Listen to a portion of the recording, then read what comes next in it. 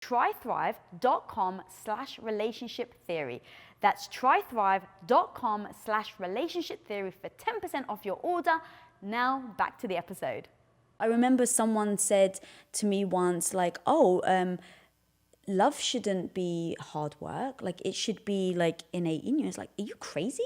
Like, for me, my relationship with you is the most important thing in my life, in my world. And so why wouldn't I put most of my energy into that?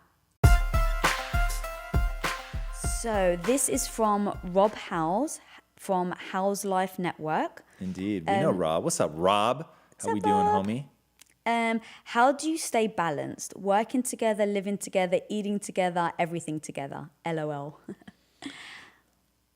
You want me to go or you want to go? I guess I'll go and then you can break it down. So we don't seek balance. I love the Lisa Nichols quote. We don't seek balance, we seek harmony. Nice. I love that. Shout out to Lisa Nichols. Yeah, Lisa Nichols is awesome.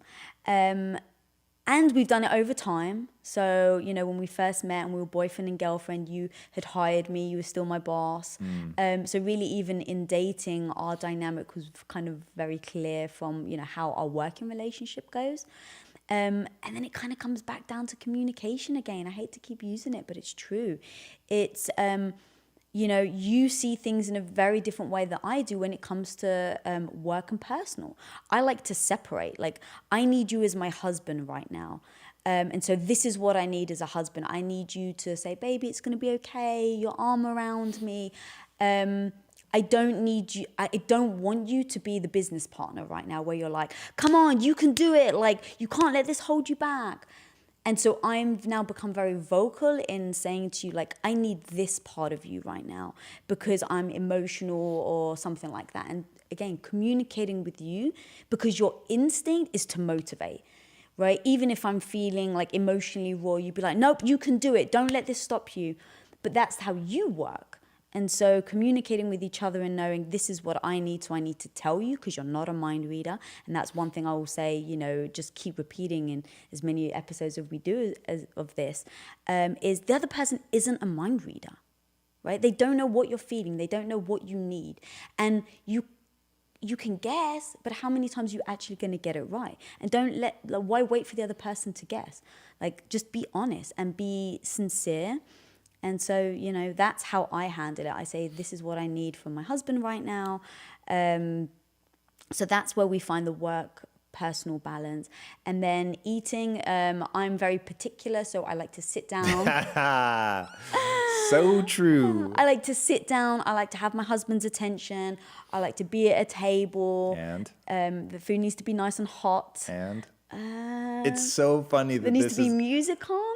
There's one thing, even Wookiee knows, there's one thing that is so important to you that took me years to realize because it is so foreign to me and just it is something that I accept about you without actually understanding it. And that's so funny because we have talked about this more times than you can imagine. And as soon as I say the words, she's going to be like, oh yeah, of course.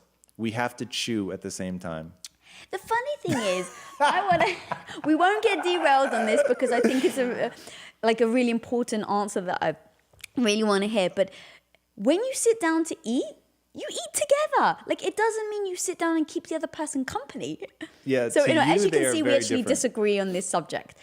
But he knows it's important to me, even though you think it's ridiculous, that we are actually chewing together. Yes. So again, just vocalizing that to each other. Like, babe, it's important to me that we're not on the sofa. Why? I don't know. It feels more casual. It doesn't feel like I've got your attention. So I really want to sit at the table. You know, or you say, look, I've got a lot of work to do. I don't have time to eat dinner with you. And so again, you're just very vocal about it. Like, I don't have time. Or if it was a day that was important to me, we try and figure it out. Like, I can't eat 3 meals a day with you. So which one do you want to do? Breakfast, lunch, or dinner? And then I'll go, oh, okay, I really want to eat dinner with you. Like, all right, cool. So I'm going to block out that time and then figure it out. But yeah, just really kind of communicating. All right, so I'm going to try and rock through some tactics. That was a wonderfully emotional sort of answer. And now I want to pick up where that left off and just be hyper tactical. So like she said, we're not really focused on balance. So our life is a total mishmash of all the different things that we do. We try to, what are the actual tactics that we use? Always vocalize your motivations, even when they're petty. So that's how we got to chewing at the same time. Like, cause I literally couldn't understand what was happening. Cause like eating, like occupying the same space to me is the same as eating together.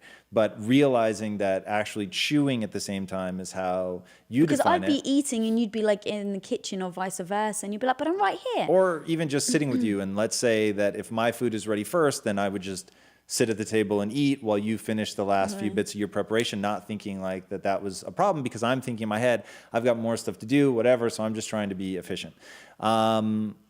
When you're, I'm going to have to sit down and write these tactics down, because I have this feeling there's all these things we do and I'm not able to articulate them right now. How do we find balance?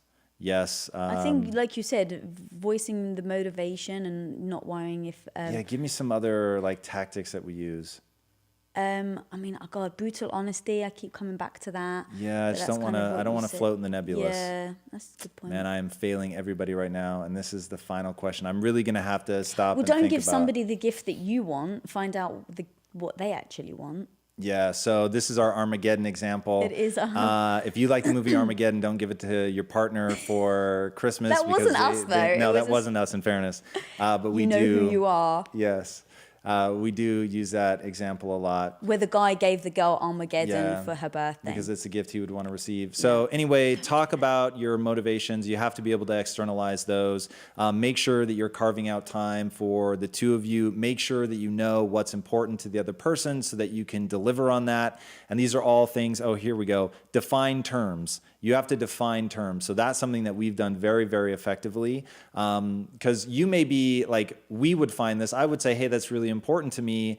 And maybe that didn't carry like a lot of weight with you because that's not the word that you would use. So we finally sat down and said, all right, if I say that something is important, then you need to drop everything you're doing and pay attention. We used to do that with a phone call when we weren't working in the same space. If you call me twice, I can ignore it. But if you call me a third time, even if I'm in a meeting with the president, I'm going to stop what I'm doing and I'm going to take that. And I only ever called you 3 times once. Once, which is a whole nother amazing story. That's not taking advantage of those rules, right? Because even the word important, and that's another one. We use it maybe 3 times a year. Gotta be because sparing. you both put that weight on that word. But then if someone just uses it like every week, then now you've removed the importance of the word important. Yeah, literally. And so not being abusive of your rules is super, super critical. Yeah, I should, like I did with the 25 bullet points, I should go through and write down all of our relationship comment strategies. below, guys, if you want to see something like that. Yeah, that would be interesting. It would also just be nice to make those wonderfully concrete. And some people in relationships almost don't want to do those concrete tactics because it almost feels like they're removing the romance from it. But if anything, I think that's heightened our romance because there's no emotional... resentment, you're not holding on to anything. Like we try to really like flow on that same page. People die by vagaries. So once you get really specific, once you know the tactics, it's like people want love to, I wrote an article about this. We should link to it. People want things like love and anything that's beautiful in their life to be effortless. It just doesn't work like that. And so, the reading Joseph Campbell's The Power of Myth and realizing the importance of ritual, realizing that ritual needs to be imbued with like a lot of weight. Those are like things like that to transition into a relationship that it's not a Facebook status update. Like it's got to be way deeper than that. And, really doing things to demarcate in your own mind the difference between with somebody, without somebody, like what those mean. Like creating that emotional space, the intensity, all of that, like it needs to be regimented. It needs to be very clear, very bright lines. That's another thing in relationship, bright lines. When do you spend time together? When do you not spend time together? When you've got work to do, like literally talking about those things. So Lisa knows about me that she could ask me to give up anything and I would give it up in a heartbeat except my ambition. It's the one thing that's off limits because it would stop me from being me. And so I wouldn't be able to function in a relationship without that. And that's something that we talked about. So just really defining all of those things, like making sure that the playbook of a relationship is not guessing, set somebody up for success, not failure.